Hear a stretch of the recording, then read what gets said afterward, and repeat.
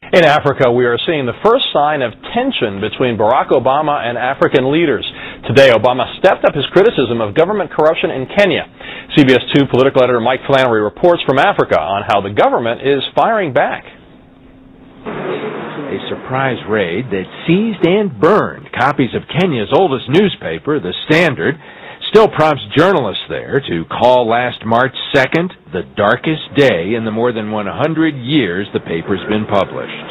For us as an institution, I think it was the lowest point in the history of this newspaper. It was because of that raid that Senator Barack Obama went to the offices of The Standard. He declared that democracy can't work without freedom of the press and freedom of information. It is not just a loss for The Standard. It's a loss for the people of Kenya.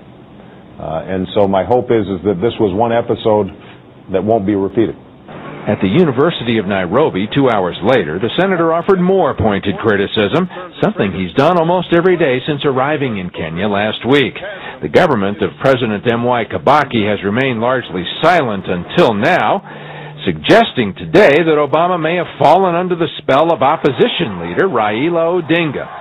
A potential presidential candidate himself, Odinga's been at Obama's elbow here fairly often and is a member of the Obama family's Luo tribe. Senator Obama has to look at critically where he is receiving his advice from.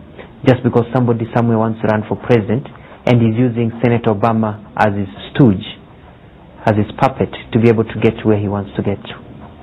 Stung by Obama's continuing criticism of corruption in Kenya, government spokesman Alfred Mutua placed an ad in several Monday morning newspapers.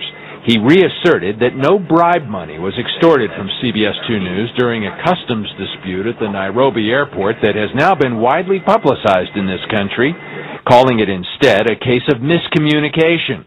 The $840 was returned to us after Obama complained. Mutua said it was legitimate customs duties, but he could not explain why we were charged double the maximum amount allowed under Kenyan law. In Nairobi, Mike Flannery, CBS 2 News.